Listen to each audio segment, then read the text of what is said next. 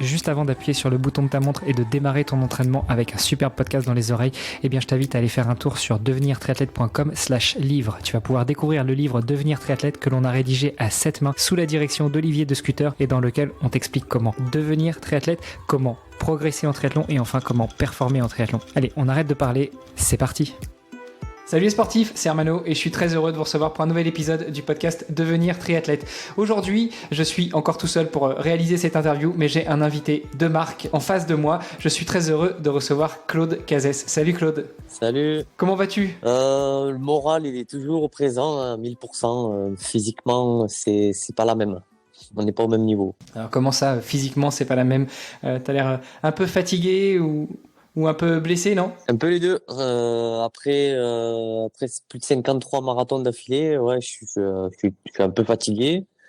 En plus, dans les heures où on fait le podcast, c'est les heures repos entre guillemets, où je restais allongé sur le lit. Je check quand même mes prochaines date d'hébergement pour être sûr que je double check plutôt, je devrais dire.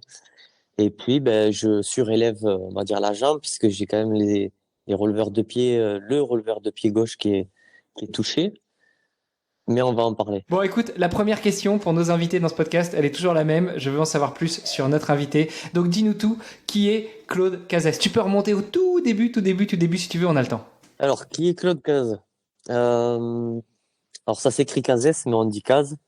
Juste pour que les gens sachent, quand ils me cherchent, il faut qu'ils cherchent sur Cazès. Mais à la rencontre, c'est Claude Caz. Claude Caz, il a 41 ans. Il est de Béziers, du côté de Montpellier. Il a 2 enfants, il a une compagne et on va dire que dans l'ensemble, c'est comme si je faisais un avancé rapide et après on va reculer et revenir en arrière. Je dirais que la première chose que je fais et pour qui je le fais, c'est pour être un exemple pour mes enfants, mais surtout pour qu'ils soient fiers de leur papa. Maintenant, on va revenir en arrière et on va parler de qui est Claude Caz depuis, on va dire, ces 5 dernières années. Je dis 5 parce que bien avant, il y a eu plein de choses, comme tous les gens ou tous les sportifs, en fait, qui sortent un peu du système pour faire ce qu'ils font. Je suis passé par des années de vécu en Thaïlande où j'ai travaillé sur des plateformes pétrolières aussi, ancien marin, ancien légionnaire.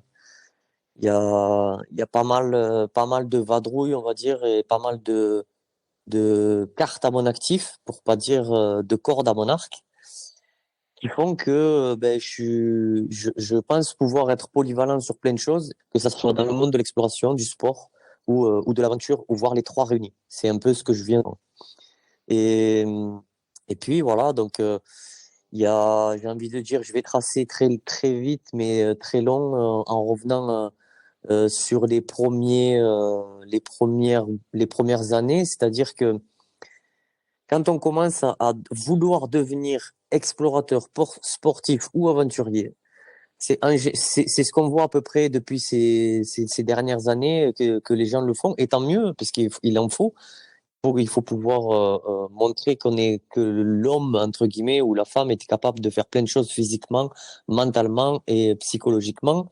C'est surtout ça qui est réuni dans ces trois choses. Euh, j'ai commencé en fait par prouver que je suis capable de faire certaines choses.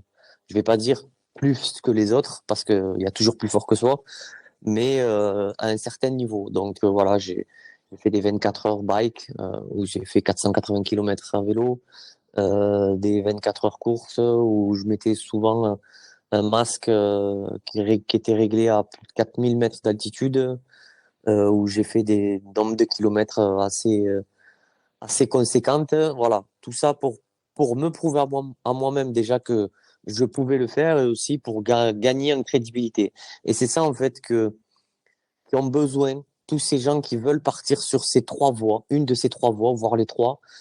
Il faut gagner en crédibilité. D'abord, je dirais dans local, en local, après en régional, après en national, et puis ben, après viendra certainement à un moment donné l'international. Et c'est ce que j'ai visé.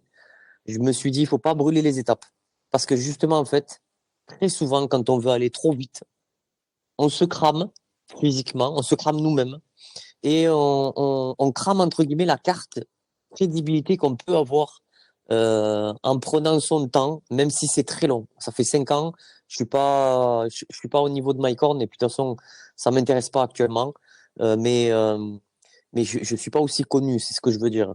Et 5 ans, quand même, c'est long à exécuter, à vivre et à ressentir. Surtout quand on a le poids d'une famille sur ses épaules, où on sait qu'on gagne pas des cents et des mille non plus quand on commence, à moins qu'on ait économisé pendant des années pour se préparer à ça. Moi, c'est pas du tout ça. Je suis pas du tout dans cette optique-là. Je fais les choses quand je les ressens et j'attends pas 30 ans pour avoir économisé pour faire les choses. Donc ça, c'est ma version et ma vie. Donc je l'explique de cette façon. Et puis quand on gagne un peu en crédibilité, c'est ce que j'ai réussi à faire au tout début. On arrive à toucher, on va dire, quelques sponsors, quelques mécènes, quelques partenariats. Et puis de fil en aiguille, en fait, on commence à entendre un peu le nom et c'est ce qu'il faut. Il faut essayer de médiatiser en local, en régional, en national et puis plus au-delà pour pouvoir, on va dire, grimper marche par marche pour pouvoir accéder à un moment donné à se dire et à ce qu'on entende l'aventurier, l'explorateur, le sportif. C'est pas nous qui décelons en fait qui nous sommes, même si nous on se sent à l'intérieur de chaque on va dire personnalité, chaque caractéristique, pardon. C'est plutôt les médias en fait qui vont faire que officiellement vous l'êtes. Vous, à l'intérieur de nous, je pense que on l'est déjà depuis un moment. Sinon, on partirait pas à faire ça. Mais c'est les médias qui vont valider ou pas. Et puis derrière, si les médias valident, j'ai envie de vous dire que les sponsors vont suivre et les partenariats aussi. Donc c'est comme ça que j'ai commencé à évoluer. Où ma plus grosse, j'ai envie de dire ma plus grosse expédition, j'en ai eu fait plusieurs petites, mais pas très très conséquentes en soi. Ma plus grosse expédition, c'est il y a 3 ans, où je suis parti, j'ai remonté le Nil à pied, plus de 6 700 kilomètres, donc de sa source au Burundi jusqu'en Égypte, son embouchure, pour deux choses. Un, apporter des médicaments à une population sur mon chemin, donc une ONG locale par pays traversé, qui n'ont pas accès aux médicaments et qui du fait, n'ont pas accès à ces médicaments, malheureusement, décèdent enfants et adultes à cause d'une simple gastro parce que ben, l'eau non potable et tout ce que ça engendre derrière. Donc voilà, j'ai voulu apporter ça plutôt que d'apporter, on va dire, tout ce qui est euh, scolaire, voilà, de l'apprentissage, même si c'est très important, bien sûr, ou de la nourriture ou des vêtements, mais ça aussi c'est très important, surtout l'alimentation, ou voire même l'eau, hein, puisque c'est aussi la base de leur maladie. Parce que la santé, en fait, sans la santé, on peut rien faire. On peut avoir tout ce qu'on veut autour. Si on n'a pas la santé, on n'avance pas. Donc voilà, c'est ce que j'ai voulu diriger. La deuxième chose, euh, à chaque ONG, moi, je vais sur place, puisque j'ai traversé le Nil, et je vérifie en fait que chaque ONG que je veux aider fait son boulot à l'intérieur. Je ne le dis pas, bien évidemment, avant, parce que sinon, ils préparent tout, ils font tout pour que visuellement, tout soit prêt. Mais quand j'arrive, je préviens pas. Et quand j'arrive et que je vois que le boulot est fait, à ce moment-là, je donne une aide financière. Et c'est ce que j'ai fait sur cette ONG. Je leur ai donné un montant à chacun qui, pour le pays, est très conséquent, ce qui leur a permis justement de pouvoir, sur des mois et des mois, pour pas dire une année, voir venir et pouvoir aider justement tous ces enfants qui sont en partie aussi orphelins. Et puis, euh, et puis après ça, bon, eh ben, il y a eu l'année dernière, et ça, c'est ce qu'on a en commun, hein, n'est-ce pas, Hermano, la traversée de la France où j'ai été un des ambassadeurs de la fondation ARC, où tout le long en fait de mon périple via les réseaux sociaux, j'ai récolté des fonds qui ont été reversés à la fondation et ça a été vraiment une aventure extraordinaire humainement parlant parce que imaginez-vous pendant Octobre Rose, donc l'année dernière, je traverse la France du sud au nord, de la commune la plus au sud à la commune la plus au nord, pour, donc pour Octobre Rose et pour sensibiliser les gens au cancer du sein. Et alors, les anecdotes, voire pour voir l'histoire, l'aventure de fou, c'est que très souvent sur mon parcours, quand je m'arrêtais, soit pour manger quelque part ou juste toquer chez les gens pour leur demander s'ils pouvaient pas me remplir un peu mes bouteilles d'eau, parce que je suis vraiment parti très léger, un peu comme maintenant, avec juste une banane autour de la taille. Très souvent, j'avais en face de moi des gens qui étaient atteints d'un cancer, justement, et c'était bon la plupart des femmes qui étaient atteintes du cancer du sein et qui me voyaient avec mon petit insigne donc de Octobre Rose et qui au moment où elles l'ont vu, elles m'ouvraient la porte et elles me racontaient un peu leur histoire. Donc c'est ce genre d'histoire que j'ai vécu pendant ma traversée de la France et qui en plus de ça fait que tous les gens en France, du moins une très grosse partie, s'investissent et vous ouvrent la porte, même s'ils vous connaissent pas, parce que ce que vous faites leur parle, soit parce qu'ils ont été touchés, soit parce qu'ils connaissent des gens qui ont été touchés. J'ai envie de dire qu'il y a eu peut-être 1 ou 2% de personnes qui n'ont pas ouvert leur porte. Je leur en veux pas parce que voilà, malheureusement, l'humain, il est un peu comme ça. Tant qu'il n'est pas touché par ou lui ou sa famille ou ses proches, il se sent pas concerné, malheureusement. Et ça, je l'ai vu aussi sur le chemin. Et c'est un peu frustrant de se dire que et de voir que tant que les gens ne sont pas touchés, ils s'investissent pas. Et le jour où ça leur arrive, et malheureusement, et qu'ils voient qu'il y a un peu un fou ou des fous comme nous qui font ça pour ces causes-là, ils se disent, je suis content en fait que ces gens-là le font. Ça amène un peu d'espoir et ça apporte aussi un peu le sourire aussi à nos portes. Donc voilà ce que j'ai vécu l'année dernière et puis on va parler par la suite de ce que je fais. Waouh, super belle présentation. Je crois que c'est la plus longue présentation qu'on nous ait jamais faite, mais tu auras remarqué, j'étais pendu à tes lèvres. Alors effectivement, on a en commun la traversée de la France, sauf que toi, tu l'as fait du sud au nord, moi je l'ai faite du nord au sud. Et d'ailleurs, c'est super sympa parce que moi je suis parti de Brédune, qui est la ville où toi tu es arrivé, et un petit coucou à Caroline Vendrome qui garde le contact et qui ne tarit pas d'éloges à ton encontre. Donc voilà, c'était aussi l'occasion de faire se rencontrer deux profils un peu fous, comme tu dis. Toi, c'était pour alerter sur Octobre Rose sur le cancer du sein. Moi, c'était pour lever des fonds pour la recherche contre le cancer des enfants et pour la protection de l'environnement. Mais je vois on est assez alignés. Même si je te considère bien plus comme un aventurier que moi. T'es parti avec très peu de choses. Moi, j'avais mon entraîneur avec le van qui me permettait de faire des petits sauts de puce et puis de me ravitailler. Mais on l'a fait quand même. Hein, le Bien défi sûr. sportif, il est là. T'as fait plusieurs fois la distinction entre aventurier et explorateur. C'est quoi pour toi la différence entre un aventurier et ou un explorateur? Un explorateur, en fait, ça va être plutôt une personne qui va découvrir. En fait, c'est pas une question de découvrir, être le premier à découvrir quelque chose. C'est plutôt une personne qui va découvrir quelque chose qu'il ne connaît pas.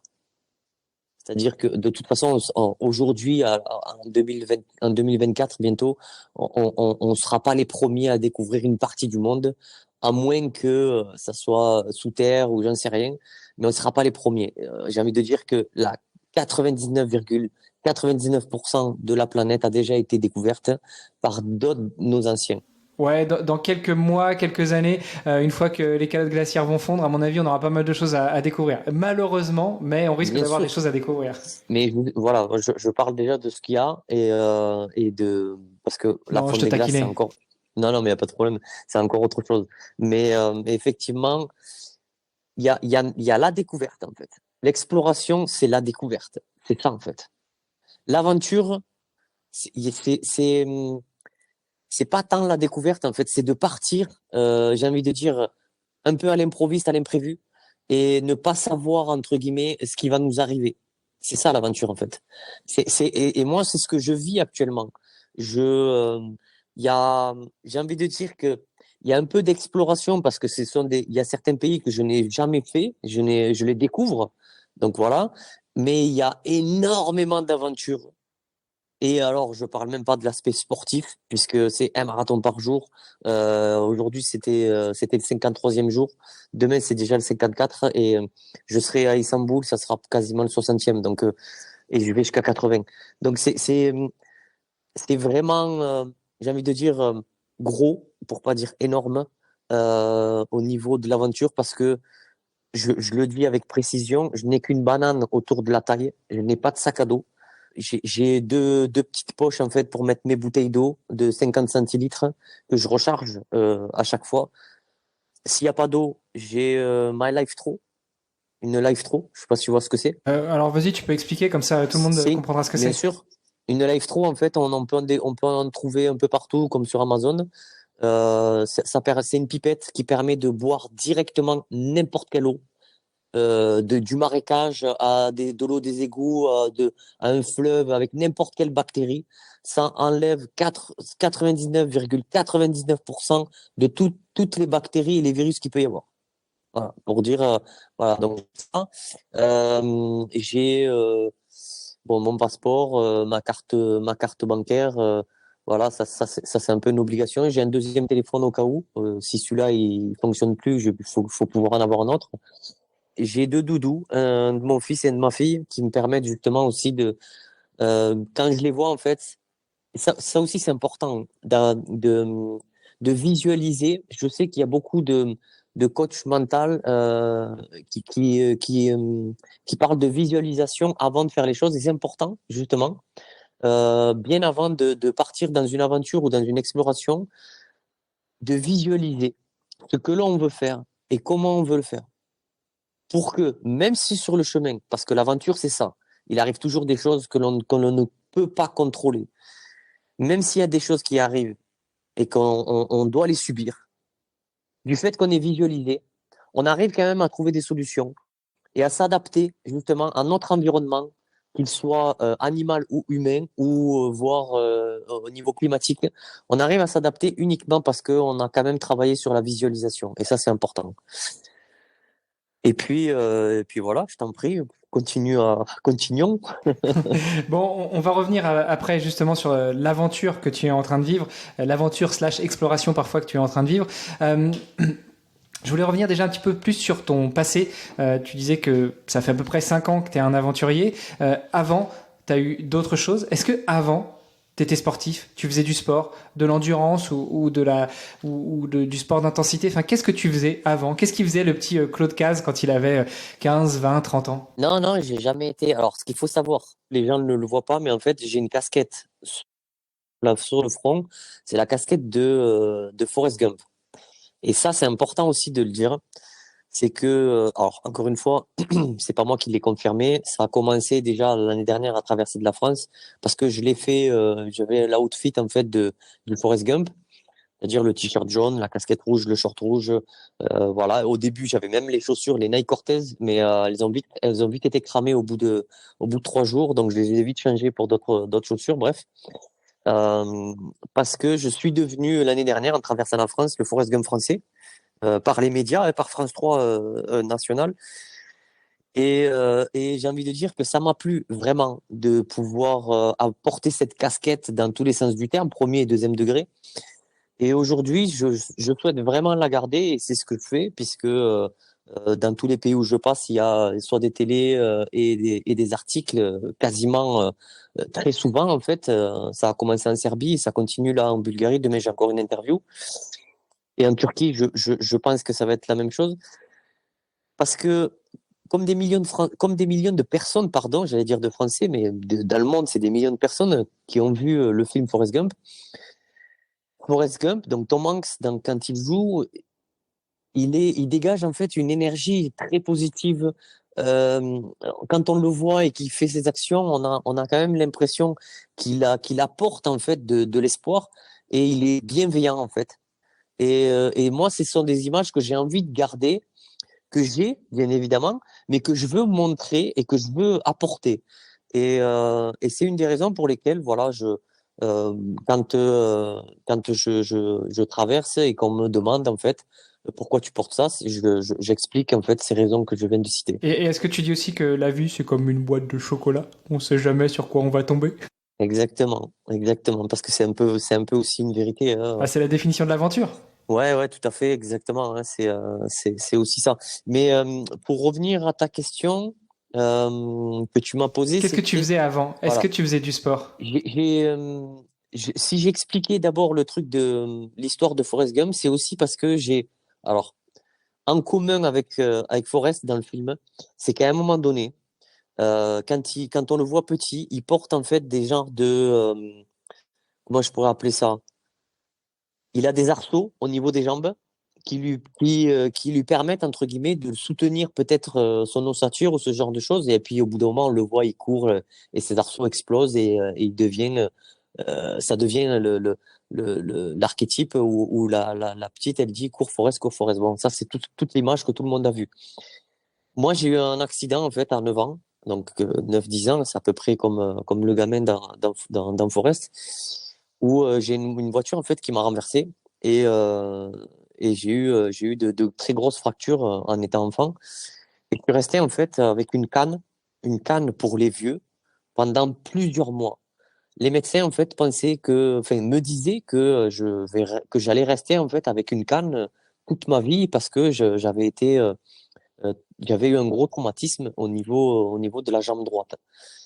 Et puis, ben, imagine-toi ou imaginez-vous que un enfant de 9 ans qui rentre, qui fait la rentrée des écoles et qui a une canne de pépé et ben, qui est un peu moqué, voilà, qui est pointé du doigt, ce genre de choses. Et au bout d'un moment, moi, je me suis dit non, j'ai pas envie de ça. J'ai pas envie d'être moqué. J'ai pas envie, en fait, de ça. Alors, les gens ne le verront pas forcément, à part s'ils vont sur mon Insta pour aller voir un peu les vidéos, tout ça. Mais je marche en canard. À cause de cet accident, j'ai vraiment les pieds en canard plus accentués que la plupart des gens. Et je cours justement avec ça. Et c'était la raison pour laquelle les médecins me disaient non, non, tu pourras pas faire du sport comme les autres, tu pourras pas faire ce genre de truc. Et du coup, quand tu es un enfant, tu écoutes souvent les adultes et tu leur dis ça. Mais là où je n'ai pas voulu les écouter, c'est à me dire que j'allais rester avec une canne toute ma vie, c'était pas possible pour moi. Du coup, j'ai tout laissé tomber. Et puis j'ai demandé à mes parents à ce moment-là, est-ce que je peux faire du foot? Et j'ai essayé, donc je vais pas dire que j'ai été un grand sportif, ça serait mentir que de dire ça. Et puis voilà, donc c'est un peu la similitude, on va dire, que j'ai avec Forrest. Sans le savoir, hein, je me suis remémoré ça en fait quand j'ai commencé à porter la casquette. Et puis voilà, après ça, il y a eu, comme on l'a entendu au début, la Marine nationale. Bon, c'est pas des grands sportifs, je le dis, c'est une vérité. C'est très très rare, même pendant les classes, c'est pas un truc de ouf. J'ai jamais eu la prétention de dire que je pensais être un coureur. Même encore aujourd'hui, je me considère pas comme un coureur ou un marathonien. Et puis après, il y a eu la Légion où ça a été un peu plus sérieux, beaucoup d'années plus tard, hein, un peu plus sérieux physiquement parlant. Mais c'est surtout des marches en fait à la Légion. C'est pas tant des courses, hein. C'est vraiment des très grosses marches. Donc ça, marche et course à pied, ça a rien à voir. On peut pas comparer. On peut faire j'ai envie de dire plus de marches que de courses.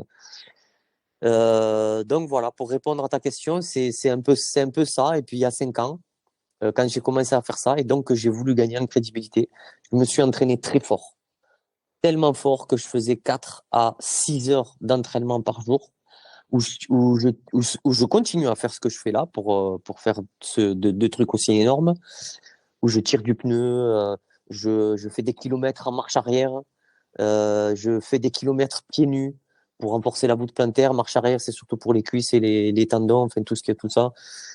Donc, il y a plein de choses en fait qu'on ne voit pas, même chez les professionnels, hein. Et pourtant qui peuvent nous renforcer sans forcément avoir une salle qui coûte cher, sans forcément devoir payer des gens qui vont vous vendre, entre guillemets, des choses qui vous allez vous mettre mal financièrement. Ça sert à rien, en fait. J'ai envie de dire que il vaut mieux se tester soi-même. La meilleure des choses, c'est de se tester soi-même, surtout. Alimentaire, physique, tout. Une fois que vous êtes testé et que vous allez dans la direction de comment comprendre son propre corps, en sachant que ce n'est qu'une enveloppe, on est juste à l'intérieur, il faut savoir comment fonctionne votre corps et vous adapter en fonction de tout ce que vous allez avoir autour.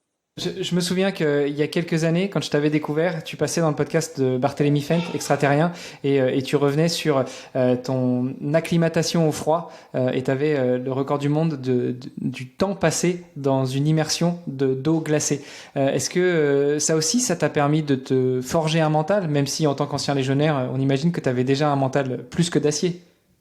Alors ça aussi, c'est bien que tu mets le doigt sur quelque chose d'important. Euh, c'est pas, c'est pas forcément parce que on a fait la Légion qu'on a un mental d'acier.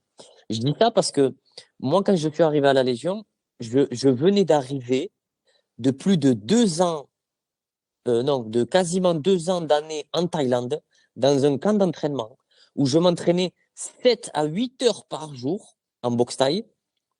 7 à 8 heures par jour, c'est énorme, hein, où je faisais ça 6 fois par semaine. Donc, physiquement parlant, à ce moment-là, quand j'ai terminé la Thaïlande, où j'ai fait quelques combats en professionnel, bref, et que je suis arrivé à la Légion, j'étais déjà en fait en haut. J'étais déjà physiquement prêt en fait à faire la Légion et mentalement aussi. Donc, pour moi, la Légion, les classes en fait, c'est ce qu'il y a de plus dur quand on veut faire la Légion. Et pour moi, ça n'a pas été extrêmement difficile. J'ai eu peut-être un moment sur les fameux 4 mois qui a été difficile, mais un moment, un jour sur 120 jours. Donc, j'ai pas senti cette difficulté que les gens peuvent, mais c'est normal. La plupart des gens qui vont à la Légion, pour raison X ou Y, c'est pas important, ils ne se préparent pas. Ils y vont et puis c'est tout. Ils veulent juste changer de vie, ils veulent juste faire autre chose, ils veulent peut-être c'était leur rêve de rentrer à la Légion, voilà. Mais ils ne se préparent pas réellement. Quand on veut faire quelque chose, il y a une vraie préparation physique à faire, mentale et alimentaire. C'est vraiment les 3 points très importants dans n'importe quelle préparation que l'on veut faire. Donc, c'est pour ça que je te disais que t'as mis le doigt sur quelque chose d'important, c'est que j'ai pas eu le mental grâce à la Légion. Par contre, j'ai appris beaucoup de choses sur moi, sur mes capacités, sur ce que j'étais capable de faire avec tout ce que j'avais appris à la Légion, que je ne pensais pas, que je ne connaissais pas avant. Et Alors, juste petite précision, ce que je voulais dire, je me suis peut-être mal exprimé, c'est pas la Légion qui a forgé ton caractère de guerrier ou ton mental d'acier, c'est plutôt quand tu sors de la Légion, on imagine que déjà tu as un mental d'acier, qu'il ait été acquis avant ou pendant. Comme tu le dis, il y a beaucoup de mm, gens qui viennent à la Légion exact, pour raison X ou Y, souvent pour changer de vie et peut-être aussi pour s'endurcir. Et c'est là la Légion qui va les forger. Mais il y en a d'autres, comme toi, qui tout arrivent, à fait, qui sont déjà des brutes et qui finalement survolent un petit peu tout ça. Ça veut pas dire que tu n'as rien appris, ça veut pas dire que tu n'en as pas chié, exactement. mais voilà, tu l'as fait, t'es sorti de là, donc ça veut Non, dire mais que normalement, c'est t'as un ça. mental assez dur. Et ouais, la première question que je te posais juste avant cette réaction sur la Légion, Dis-moi. c'était est-ce que ce record du monde du temps d'immersion dans l'eau glacée, ça t'a encore plus forgé ton mental et ça faisait partie de cette préparation dans laquelle tu t'es lancé, qui dure maintenant depuis 5 ans, où tu te dis je vais faire des trucs de dingue pour soutenir, pour apporter à des causes qui me sont chères. Alors, en fait, il y a 2 choses importantes dans ce que tu viens de dire. La première, c'est que quand je pars pour faire quelque chose, la seule question enfin, c'est même pas une question, c'est une affirmation. Je me dis, si lui l'a fait, je peux le faire aussi. Cette personne qui est en face de moi est aussi un humain. Je suis aussi un humain. Il va aux toilettes comme moi. Donc, je veux dire, il a rien de plus que moi, si ce n'est les entraînements, en fait. C'est la préparation qu'il a en plus. Donc, il suffit de s'entraîner, quelques personnes que ça soit. Je me considère vraiment comme une personne ordinaire qui fait des choses pas ordinaires, comme dirait Mike Horn. Mais rien de plus. En fait, il y a pas de personne plus forte qu'une autre. Elle est juste plus entraînée qu'une autre. Et pour concernant justement cette immersion, j'ai regardé. À la base, c'était Wim Hof, donc l'homme de glace, Iceman, qui avait ce record du monde et qui a été pris par plusieurs personnes. Et actuellement, c'est un Français. Il s'appelle Romain Vandendorf. Et c'est quelqu'un qui m'a contacté à ce moment-là parce que justement, moi aussi, j'étais sur on va dire, la reprise de ce record. Et donc, bref, sans rentrer dans les détails, Lui était déjà en préparation sur ça et on a juste échangé. Je lui ai dit, moi, que ça faisait quelques mois que je m'entraînais. Lui, ça faisait quelques années pour qu'il se préparait pour ça. Et je lui ai, entre guillemets, on a trouvé un terrain d'entente où je lui ai laissé la porte ouverte pour qu'il puisse faire son truc, puisqu'il avait déjà des sponsors, des mécènes, tout ça, où il faisait ça aussi pour une cause. Et moi, je suis passé à autre chose, entre guillemets. J'ai pas, je me considère pas comme quelqu'un qui est capable de tout faire, mais je me considère pas non plus comme quelqu'un qui n'est pas capable de tout faire. Pour moi, on n'a pas de limite, en fait. Tout le monde, on est capable, en fait, de partir sur n'importe quelle voie. Et comme pour moi, on va dire que l'objectif, et là, quand tu parles de extraterrien, où je suis passé, je parlais justement de l'Antarctique, je sais pas si tu t'en souviens. Euh, c'est vraiment, en fait, un projet que j'ai dans ma tête depuis 5 ans, l'Antarctique, sur une marche de 1500 km en moins de 54 jours, qui est très importante. Et donc, je me suis dit, si je veux pouvoir faire ça, il faut que je puisse me préparer physiquement et que je prépare mon corps aussi au froid. Et d'où justement ces fameuses immersions dans la glace et l'eau glacée et enfin voilà tout ça. Et parce que les gens pensent toujours que parce que l'autre a fait ça, je dois faire la même chose pour pouvoir réussir à faire ça. C'est faux. Ce que l'autre a fait de cette façon-là, toi, tu peux le faire aussi à ta façon. Je donne un exemple. Je ne pèse que 54 kilos. OK? Si je dis que je vais, admettons, battre le nouveau record maintenant, donc qui est Romain qui l'a, c'est 2h30 dans de la glace, tout le monde va penser, parce que c'est ce que tout le monde fait en général, prendre du poids pour avoir en fait de la graisse autour de soi, pour pouvoir résister au froid. Moi, c'est pas comme ça que je vois les choses. C'est pas comme ça que je travaille non plus.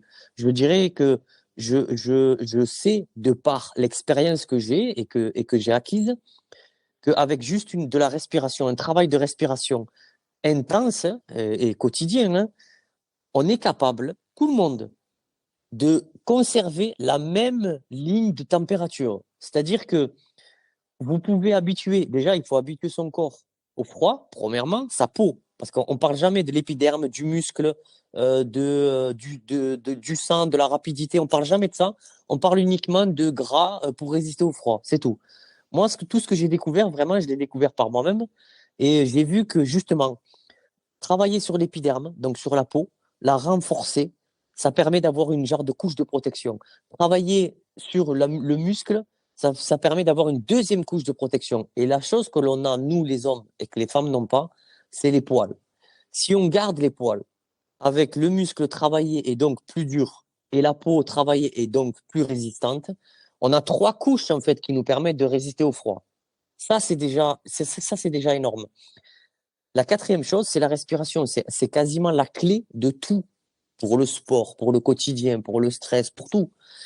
Et une fois qu'on a travaillé ça, on peut battre n'importe quel Bon, record. et j'en profite pour faire des petits coucous. Alors déjà à Leonardo Pelagotti, qui est un instructeur de la méthode Wim Hof, où justement lui est un gros pourfendeur de la respiration pour résister à toutes ces choses-là. Marc Plata, qu'on a reçu aussi dans le podcast, qui travaille sur la respiration. Et puis au-delà de ça, quelques apnéistes, Mathieu Mario et Arthur Guérin-Boriri. Je sais pas si tu les connais, si tu as déjà travaillé avec eux, avec ces gens-là. De tout ce que tu as cité, j'en connais que un.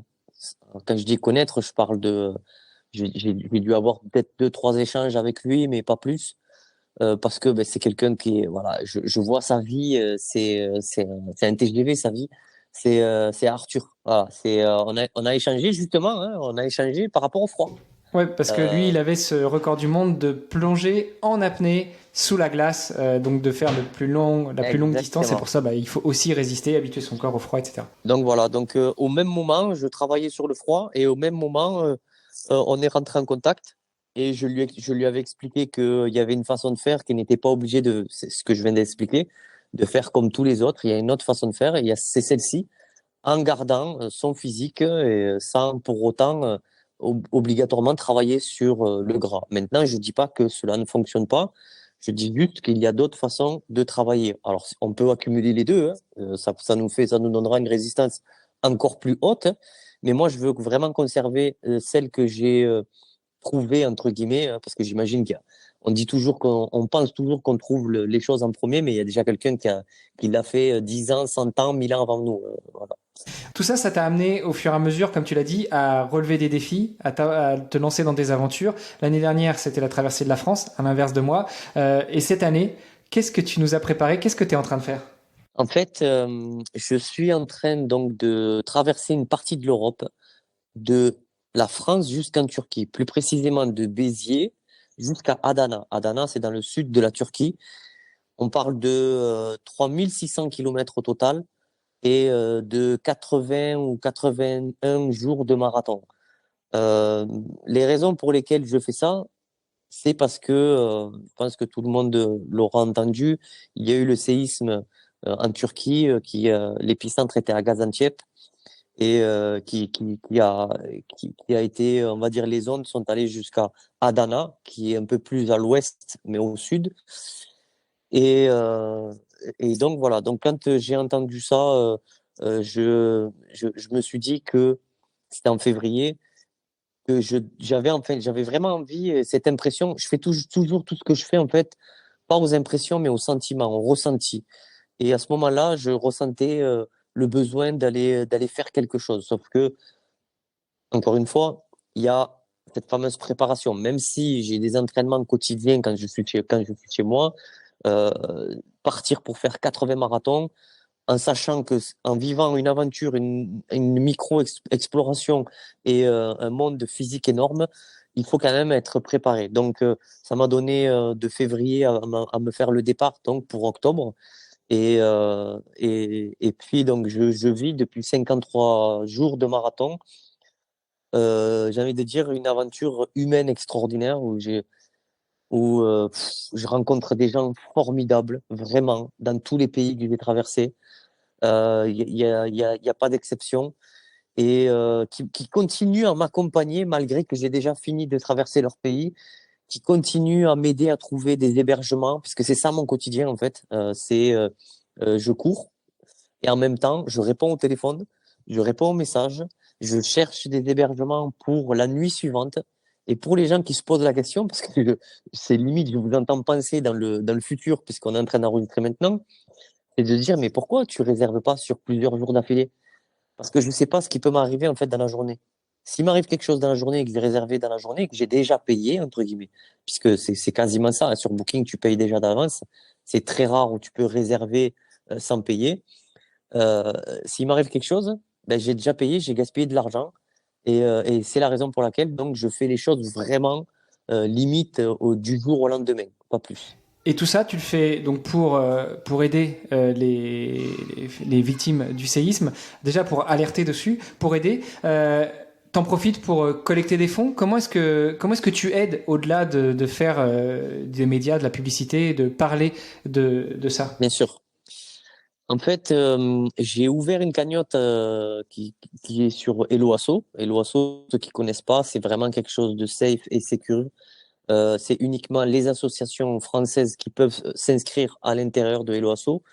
Et puis, en plus, quand vous faites un don via ces liens Helloasso, vous avez une contrepartie d'un reçu qui vous permettra, si tant est que vous payez des impôts, être déductible.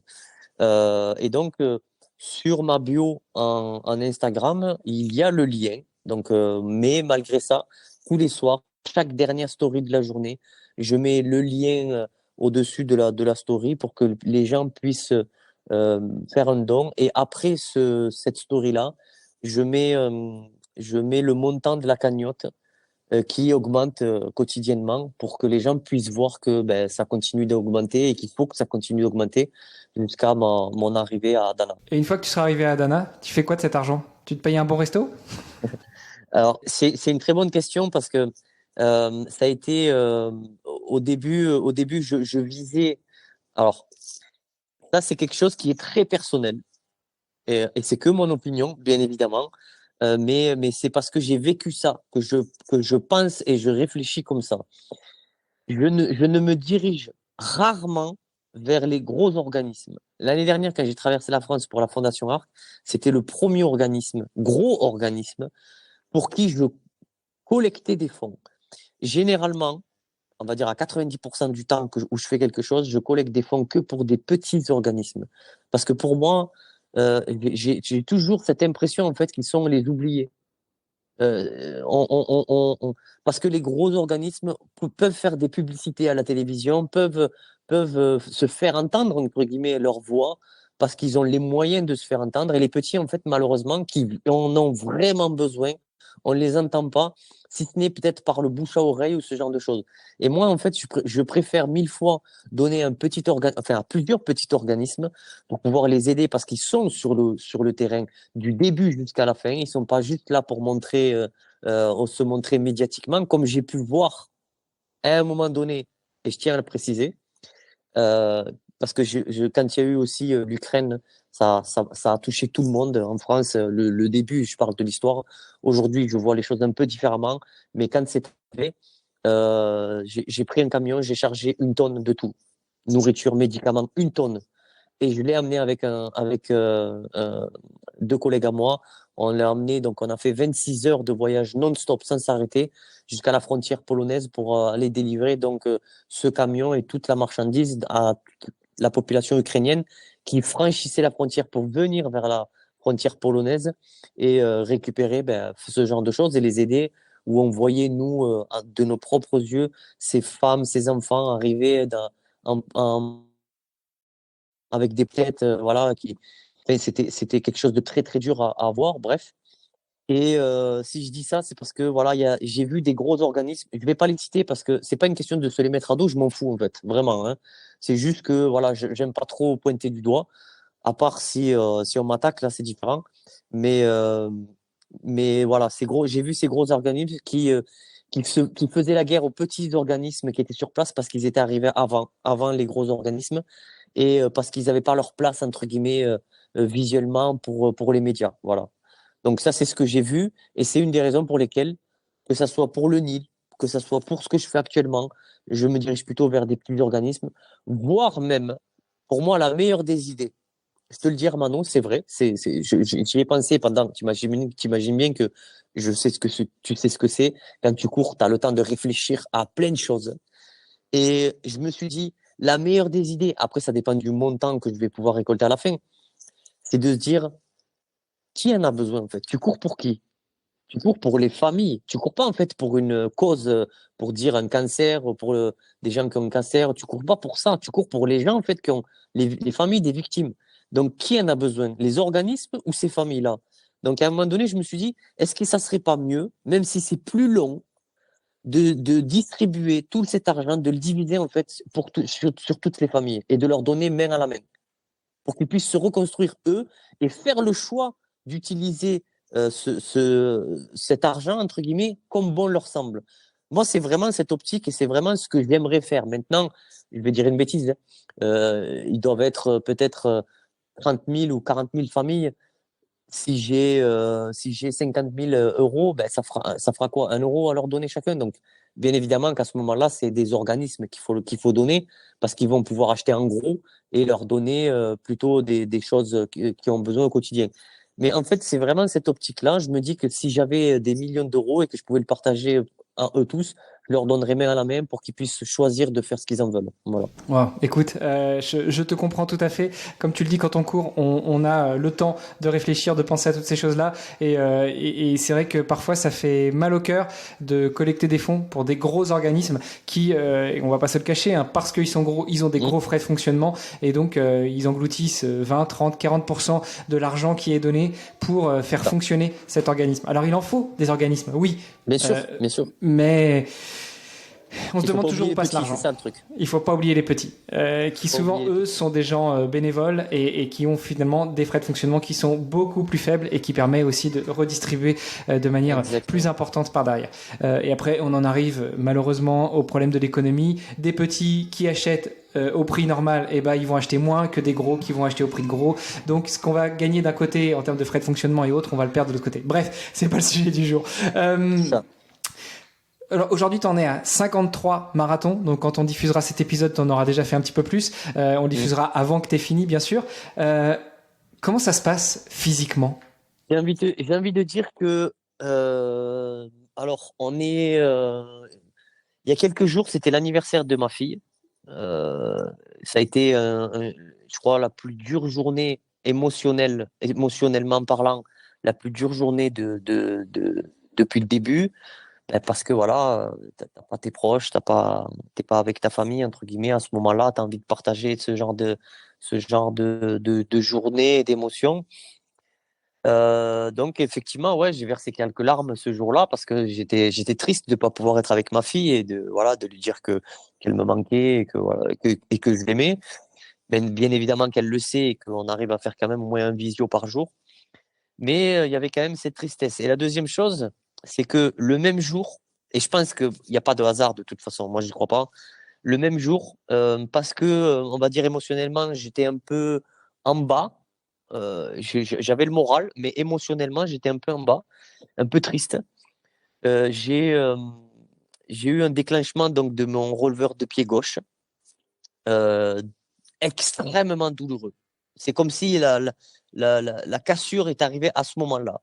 Et, euh, et donc physiquement parlant, ce jour-là, donc c'était il y a quelques jours, il y a 2, 3 jours, ça m'a fait mal. Et je me suis pas posé la question de me dire est-ce que tu vas continuer? Il n'y a pas de problème pour ça. S'il faut que je continue à pied, en marchant, je continuerai, c'est pas le problème. C'est surtout de me dire comment en fait je vais continuer. C'est de trouver la solution. Et je pense avoir trouvé la solution, en tout cas tant qu'il y aura de la neige, c'est que je prends la neige, je la mets dans mes chaussettes. J'attends que ça anesthésie la douleur et je cours. Et tant qu'il y a de la neige, en fait, je prends des morceaux au cas où si pendant plusieurs kilomètres il n'y a rien et je les garde en fait dans une de mes bouteilles et je les remets au fur et à mesure dans ma chaussette pour que mon pied soit endormi tout le long en fait de ma course de la journée. Donc voilà où j'en suis aujourd'hui pour pouvoir continuer et arriver jusqu'à la fin, malgré hier, avec déjà encore une fois le cœur sur la main, qui m'ont amené aux urgences vite fait, parce qu'ils connaissaient un médecin du sport qui était aux urgences pour voir qu'il puisse, on va dire, regarder ce que j'avais. Et effectivement, c'est le releveur du pied, c'est une inflammation au niveau du releveur, qui m'ont donné des médicaments très forts. Mais la douleur est tellement haute en fait que les médicaments ne compensent pas la différence. Donc, je les utilise toujours, bien évidemment, mais sans la glace, ça serait extrêmement difficile. Il faudrait que je marche très, très doucement et que je mette 10 heures pour faire mes 42 kilomètres. 10 heures dans une journée, c'est extrêmement long. Donc, voilà. Du coup, je mets la glace. J'arrive à faire comme je faisais un peu avant, c'est-à-dire autour on va dire, allez, 5h30, 6 heures pour faire mes 42. Waouh. Alors, certains qui nous écoutent, et notamment des triathlètes qui écoutent ce podcast, qui parfois vont sur Ironman, et sur l'Ironman, on termine par un marathon, et qui vont craquer un marathon en 3 heures, vont certainement se dire, ouais, bon, le gars, il fait 6 heures au marathon. Ouais, mais il en est à 53, et c'est tous les jours. Un Ironman, t'en fais un, deux, voire trois dans l'année, t'en fais rarement plus. Toi, t'as fait déjà 53 marathons. Bon, ce qu'il faut se dire, ce qui est pas mal, c'est que t'as fait 2 tiers. Il te reste qu'un tiers, là. Donc, il te reste qu'un tiers à souffrir. Sauf que ça aussi, faut bien le comprendre, c'est que ce genre de message là que tu viens de dire, bien évidemment que c'est encourageant de se dire ça, et c'est ce qu'il faut se dire. Il faut rester toujours optimiste, et je le suis. Mais dans la réalité, dans ton quotidien, quand tu le vis au présent, et que tu sais que tu as fait 53 et qu'il t'en reste 27 à faire derrière, tu dis, tu te dis pas, ok, j'en ai déjà fait 53, il m'en reste plus que. Tu te dis pas ça. En tout cas, moi, c'est pas comme ça que je fonctionne. Déjà, je fonctionne quand j'avance quotidiennement. Dès que j'entends 1 kilomètre sur une application, je lève ma main et je dis ouais, 1 kilomètre. Je suis content en fait de faire juste 1 kilomètre. Et à chaque kilomètre, en fait, je suis content. Ça c'est la première chose. La deuxième chose, je pense que au bout d'un moment, quand tu commences un peu plus à comprendre le fonctionnement de ton corps et que tu ressens comme des fois comme des aiguilles, des tout petites douleurs d'aiguilles ou d'électricité, tu vois, des tout petits déclenchements, tu sais que ça va te prévenir. C'est un signe pour te dire attention, il se peut qu'à un moment donné, ici exactement, là où tu ressens quelque chose, tu vas être bloqué. Et donc, moi, je pense que c'est pour ça que ça a duré jusqu'à ce moment-là, donc jusqu'au 51e, je pense, avant le déclenchement du releveur de pied, c'est que j'ai su écouter quand même tout le long le corps où je m'arrêtais quasiment, on va dire, aller à 5 kilomètres, et c'est ce que je continue à faire d'ailleurs. Je m'arrête tous les 5 kilomètres pour faire des petits assouplissements, pour respirer un peu plus, pour manger un ou deux carrés ou des fois trois ou quatre de chocolat pour moralement aussi gagner quelque chose, entre guillemets. Je pense qu'il faut être un peu comme un âne en fait qui va avancer. Il faut se mettre une carotte devant soi pour dire, OK, dans 5 kilomètres, je vais pouvoir manger un peu de chocolat. Et d'ailleurs, en plus de te donner une carotte, ça te permet aussi de récupérer de l'énergie. Donc, tu fais une paire de coups. Tu vois, je vais te raconter une anecdote. Moi, sur ma traversée de la France, globalement, tout s'est bien passé. Bon, j'ai eu une inflammation du tendon d'Achille à gauche au 3e jour. J'étais parti pour 29. C'est effectivement le moment où mentalement tu finis par switcher. Ça a été dur les 3 jours suivants, et puis après, au bout d'un moment, tu t'habitues à la douleur. Et puis même, au 23e jour, j'ai rencontré un kiné qui m'a guéri. Et là, tu dis, bah mince, ça y est, c'est réglé. Ok, bingo. Mais par rapport tu vois, à ce décompte du nombre de jours qui passent, mon entraîneur pendant ma prépa m'avait toujours dit c'est pas encore X kilomètres ou X jours, c'est plus que. Non. Et c'est finalement ce que je me suis toujours dit pendant la prépa. Notamment, on a fait des week-end shocks où on a fait du 3 x 75, du 3 fois, 2 x 75, 1 fois 80 sur 3 jours. Donc là, tu commences à compter les kilomètres et à te dire, bon, ok, plus que X kilomètres. Et finalement, pendant ma traversée, plus j'avançais, et les choses se passaient tellement bien, et plus je me disais, et mince, plus que X jours. Je voulais que ça continue, je voulais que ça se prolonge. Donc peut-être que c'est ça le mindset qu'il faut avoir finalement, Claude. Te dire, plus que 27. Ok, je souffre un peu, mais et si je continuais? Si au lieu de 27, je me disais, il m'en reste 30? En fait, si je devais te répondre, moi, c'est vrai que bien évidemment que j'ai toujours été sur le plus que, mais pas dans ce sens de jours, ni d'heures, ni de kilomètres. Je vais peut-être on va dire, en surprendre plus d'un, mais c'était plutôt, j'ai terminé la France.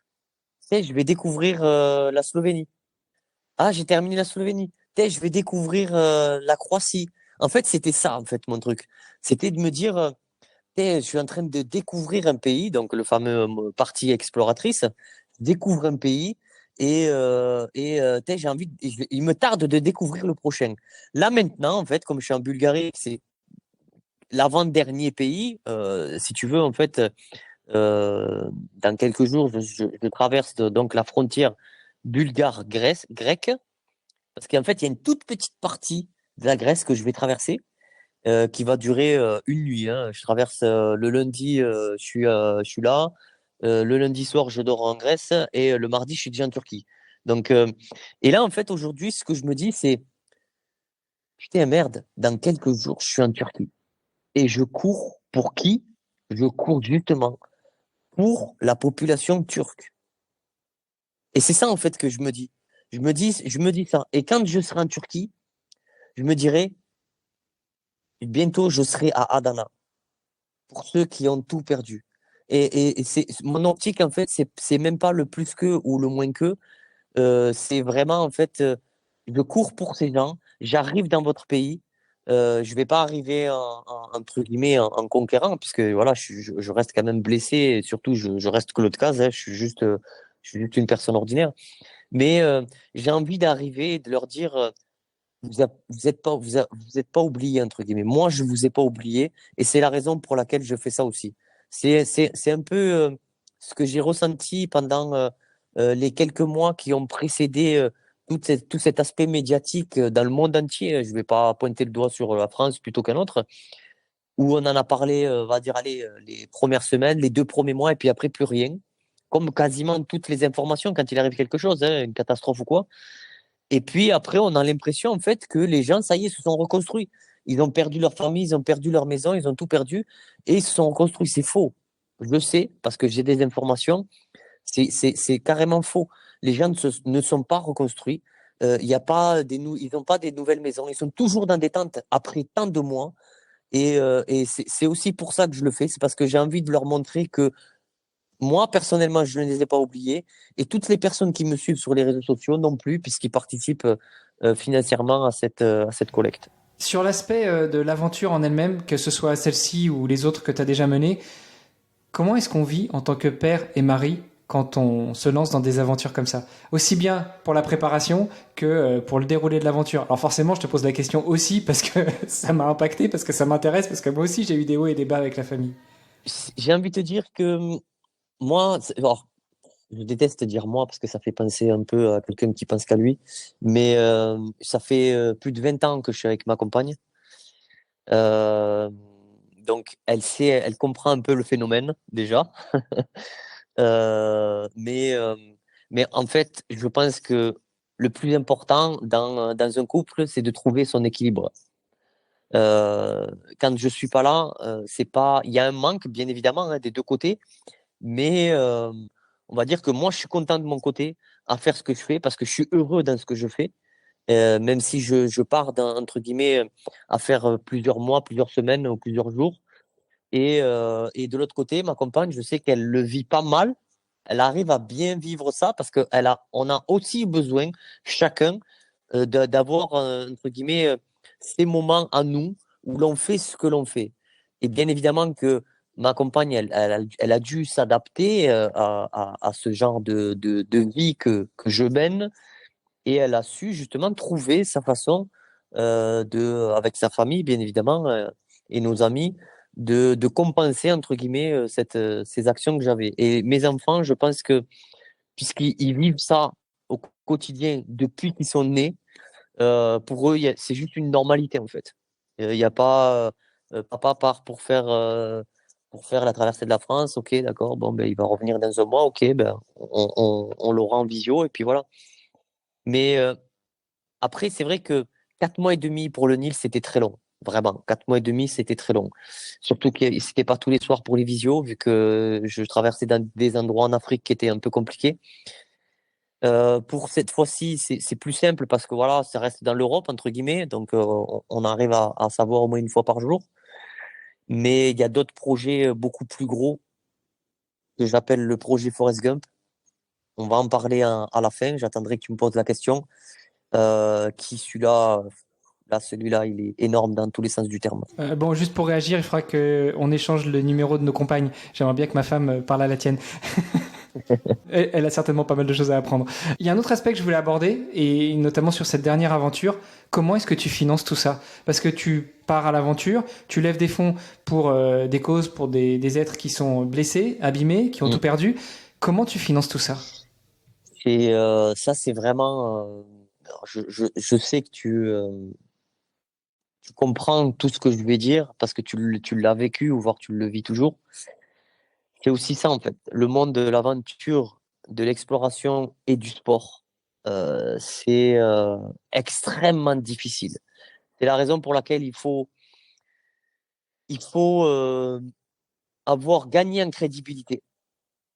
Encore une pour gagner un peu des petits sponsors, des petits partenariats, des petits toujours commencer petit, pas il faut pas essayer de voir trop gros, même si on a des idées plein la tête et de dire voilà, moi j'ai envie de faire un truc énorme. Bien sûr, tu peux, mais commence déjà tout petit pour pouvoir accéder au fur et à mesure et que on commence à parler de toi, je reviens au local, régional et national et international pour que justement tu puisses commencer à toucher et que justement les gros commencent à se dire putain, on a entendu parler de toi, tu as commencé à faire ça et tout. Ben, c'est bien, ça correspond bien avec notre image. On a envie de faire des trucs avec toi. Voilà, c'est dans cet aspect-là. Tu peux pas toquer aux portes des gros et dire bon, ben voilà, j'ai commencé il y a 2 jours là, j'ai envie de partir faire le tour du monde. Est-ce que vous me sponsorisez? Ils vont pas rire, ils vont pas te rigonner, mais la porte, elle va pas s'ouvrir. Ça, c'est clair et net. Ça s'est jamais vu, même dans les rêves ou dans les films, ça s'est jamais vu. Et c'est normal, c'est parce qu'il faut gagner en crédibilité. On peut pas mettre de l'argent sur quelqu'un dont on n'est pas sûr qu'il va finir la chose ou qu'il va aller dans la direction qu'il doit aller normalement. Et donc, pour répondre à ta question, euh, comment je finance? Ben, justement, grâce à tout ce que j'ai fait auparavant, j'arrive à avoir assez de crédibilité pour pouvoir toquer aux portes de certaines personnes. C'est un peu comme si j'arrivais avec un book de tout ce que j'avais fait et que je leur présentais devant les yeux en leur disant, voici tout ce que j'ai fait, voici la voie que je souhaite emprunter. Est-ce que cette voie vous parle? Est-ce que cette voie vous plaît? Si c'est le cas, accompagnez-moi sur un, voire plusieurs projets pour que on puisse avancer ensemble et justement montrer que vous voulez participer, par exemple sur moi, visuellement parlant, sur des actions que l'on peut faire en commun. Enfin voilà, c'est ce genre c'est de cette façon-là que j'arrive à avoir, à concrétiser des budgets prévisionnels sur ce type d'aventure. Maintenant, comme je sais que tu vas poser la question, voire tu te la poses, est-ce que Claude Caz gagne de l'argent? Et comment moi j'arrive à gagner de l'argent? Parce que là, on parle de budget sur des aventures qui n'a rien à voir avec le fait que moi je gagne de l'argent. Ça fait 5 ans, comme vous avez entendu pour tous les auditeurs qui vont nous écouter, que je fais ça. Et Claude Caz, depuis 5 ans, il gagne pas d'argent avec ça. J'ai zéro.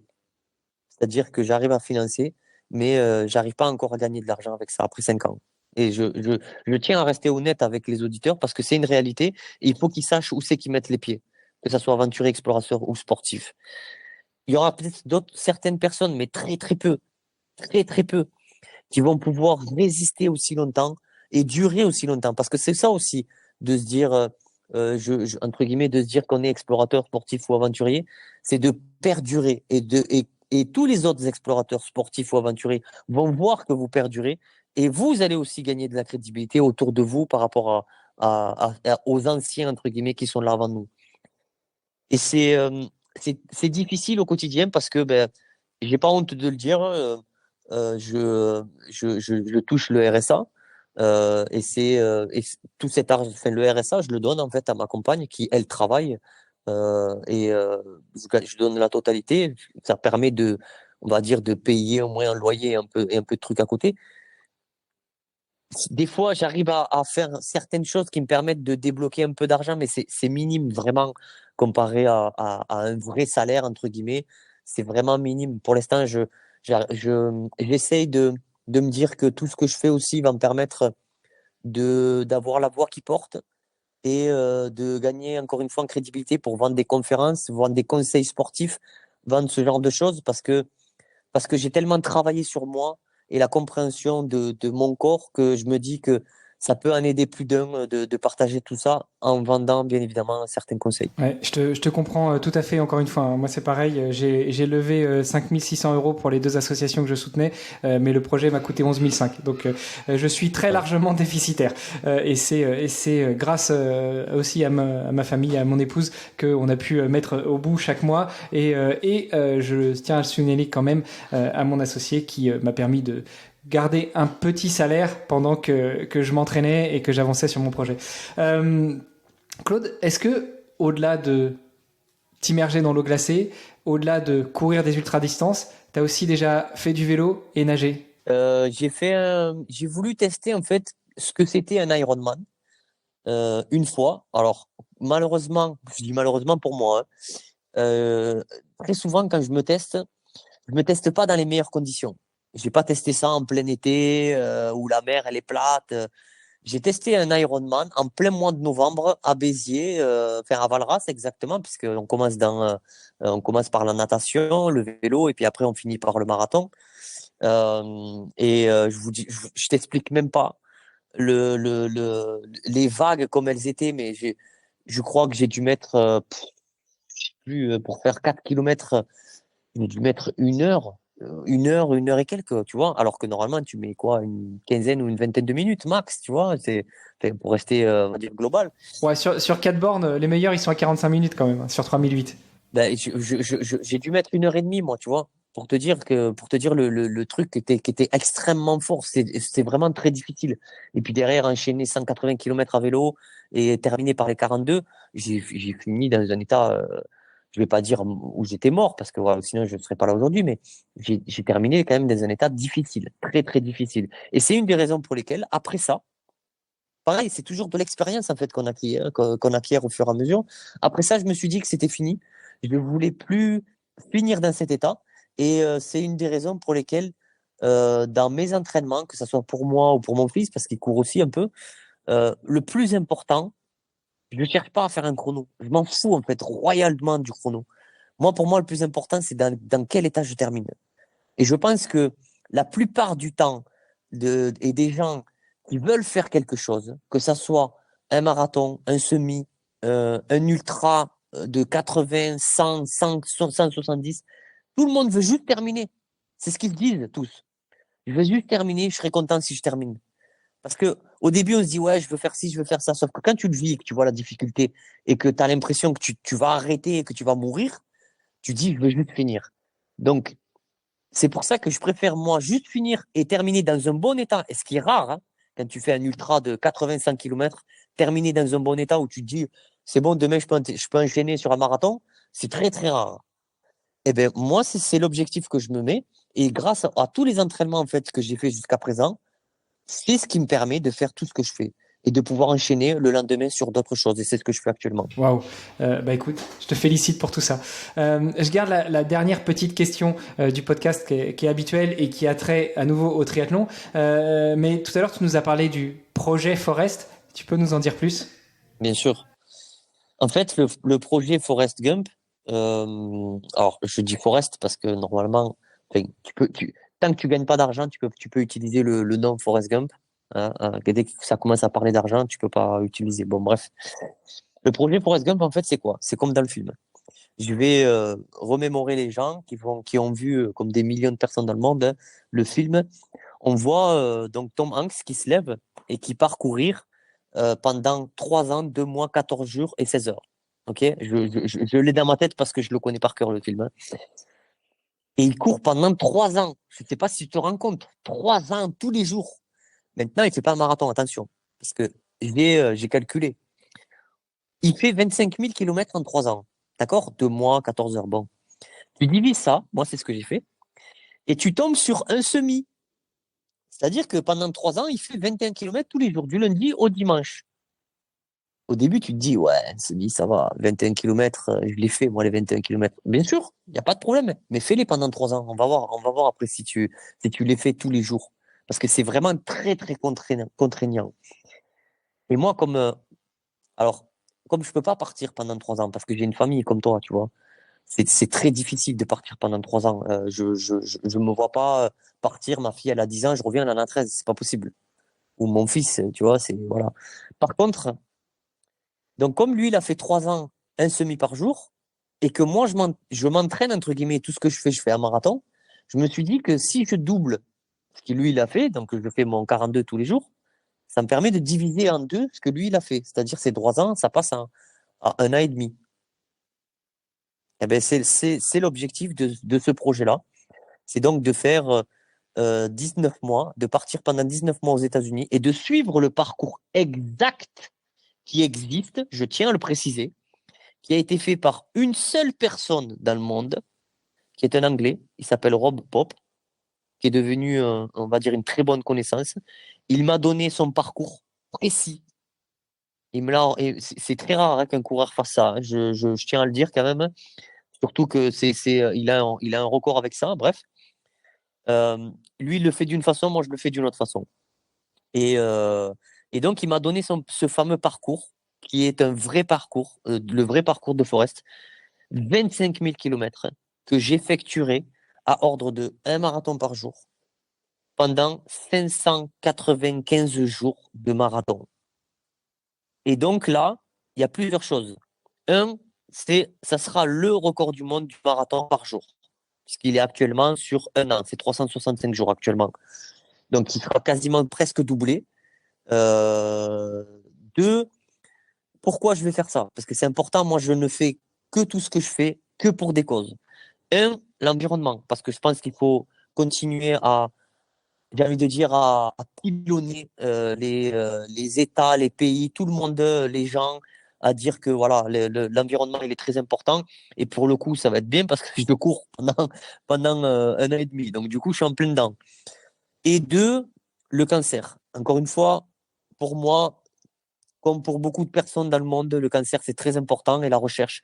Donc, du coup, en fait, tous les fonds qui seront récoltés, et ça va être énorme, hein, pendant les 19 mois, seront partagés, un pour l'environnement, deux pour la recherche sur le cancer. Et j'ai déjà calculé que sur une certaine somme pour l'environnement, je suis en train de voir avec un organisme aux États-Unis, puisque bien évidemment les causes elles vont appartenir aux États-Unis. Hein. Je cours dans le pays, donc je vais pas courir dans un pays pour aller donner de l'argent en France. Hein. C'est pas cohérent. Ça va permettre en fait de pouvoir planter un arbre par kilomètre, c'est-à-dire 25 000 arbres qui seront replantés pendant les 25 000 kilomètres parcourus. Waouh. Alors, je vais te faire une confidence. Je l'ai annoncé à mon épouse il y a quelques jours. Il y a 2 semaines, j'ai interviewé Philippe Moreau. Je sais pas si tu connais. Du tout. Et lui, il a tenté le record du monde de la traversée de l'Australie. 3800 km en 38 jours et quelques, à raison donc de 100 km par jour. Il n'a pas obtenu le record parce qu'il a eu des petits soucis et ça s'est joué à quelques heures près. Donc c'est toujours un Français qui détient ce record-là, mais c'est pas Philippe Moreau. Et ça m'a planté une petite graine et je me dis que j'irais peut-être bien chercher ce record, un de ces quatre. Bon, j'ai quelques trucs à régler d'abord au niveau familial, mais d'ici 2-3 ans, ça commence à me titiller. Par contre, le projet Forest, un peu moins. Je viendrais peut-être courir quelques bornes avec toi, quelques miles avec toi, mais les 25 000, non. Est-ce que tu connais Marie Léotet, l'outil runner? Alors, je connaissais pas jusqu'à ce que tu m'en aies parlé dans un des messages que tu m'as envoyé. J'avais entendu parler d'une femme qui parcourait, donc qui faisait le tour du monde en courant. J'ai vu à ordre à peu près d'une quarantaine de kilomètres par jour. Je l'ai lu en fait, hein, je suis allé faire ma recherche. Et mis à part ça, j'avais pas le nom en fait de la personne. Et j'ai envie de te dire que comme tous les aventuriers, explorateurs ou sportifs, on est un peu dans notre bulle. Alors oui, on peut être connecté avec, on va dire, l'Internet et de voir à peu près qui fait quoi, à quel moment. Mais quand on est dans une bulle, dans notre bulle en fait à nous, on est un peu déconnecté aussi. Donc on a quelques informations, mais on est un peu déconnecté parce que justement, on voit sur ce qu'on, on essaie de se projeter sur ce qu'on veut faire ou ce que l'on est en train de faire. Et donc voilà, donc j'avais juste entendu quelques mots, mais c'est super ce qu'elle fait. Ouais, et vos épisodes vont être diffusés à peu de temps près. J'ai refait une deuxième interview avec elle pour revenir justement sur son tour du monde en courant. Elle a fait plus de 28 000 km en 2 ans et demi, sachant qu'il y a eu le Covid entre-temps, sinon elle avait prévu de faire plus rapide, à raison effectivement d'un marathon par jour, par contre 6 jours par semaine. Elle se posait toujours le dimanche pour se reposer un peu. Tout ça, ça me fait penser, tu vois, ces aventures-là, ça me fait penser à ce qu'elle a fait, à ce que font des gens, et toujours derrière, il y a une cause, il y a une belle et noble cause, pour reprendre des mots d'un autre explorateur, d'un autre aventurier. Écoute Claude, je pense qu'on a fait un bon tour là. Est-ce qu'il y avait d'autres choses que tu voulais aborder qu'il faut absolument dire ou répéter pour marteler ton message? Alors je vais répéter un truc que je répète souvent à mes enfants, et je pense que c'est une vérité. Hein. Faut pas faire des choses que l'on n'a pas envie de faire. Il faut faire que des choses qui nous rendent heureux. Je pense que ça, c'est la base. Et ce qui nous rend heureux, bien évidemment, les rêves en font partie. Hein. Pouvoir essayer de les réaliser, ça en fait partie. Mais outrepasser un rêve qu'on va tout faire ou on va tout faire pour le réaliser, je pense que vraiment, il faut aller dans la direction de ce qui nous rend heureux. Tout ce qui nous rend pas heureux, faut pas y aller en fait. C'est que ça soit amical, amoureux, professionnel, ça sert à rien en fait. Hein. C'est la recherche du bien-être de soi passe par le bonheur. Voilà. Wow. Tu prends à contre-pied la phrase habituelle qui dit que la recherche du bonheur tend vers le bien-être, et toi, c'est la recherche du bien-être tend vers le bonheur. Wow.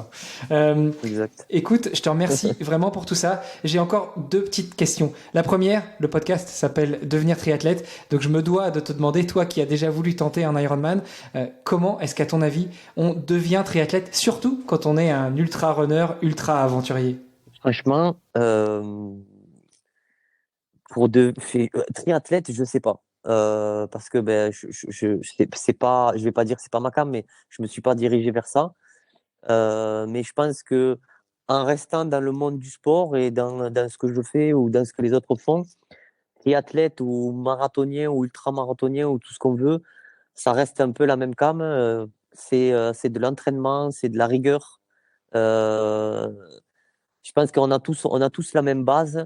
La force, faut toujours croire en soi, croire en ce qu'on fait et y aller en fait. Il faut pas d'hésitation, pas de doute. Juste faire ce que l'on a envie de faire.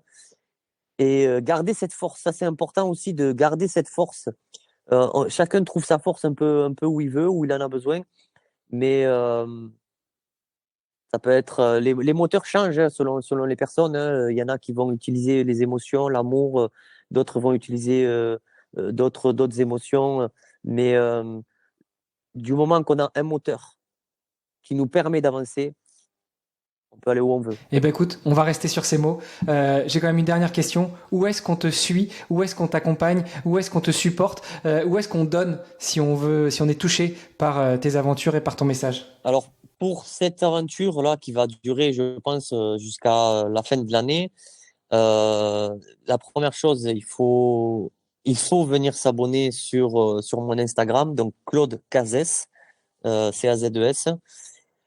Parce que même si je suis pas fan en fait à la base des réseaux sociaux, on en a besoin. C'est une obligation. Quand on veut faire partie de ces trois genres de personnes, aventuriers, explorateurs sportifs, on se doit en fait de travailler avec les médias et les réseaux sociaux.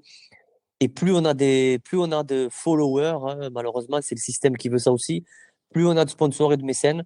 Et nous, toi comme moi, avons besoin de sponsors, de partenariats et de mécènes.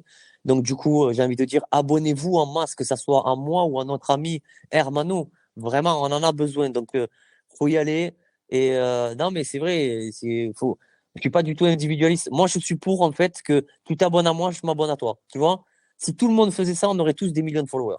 Écoute, moi je te suis déjà. Hein. Je sais pas si tu t'en souviens, mais il y a déjà quelques années, juste après que tu sois passé dans le podcast de Bart, j'avais essayé de te contacter et puis on n'avait pas continué. Mais moi je te suis déjà sur Facebook, sur Insta, sur tout ce que tu veux. Super. Écoute, on va faire ça. De toute façon, on remettra les liens dans les notes de l'épisode. Super. Ben voilà, on a fait le tour. Ouais. Ça t'a plu, Claude? Ah, c'était super. Hein. Génial.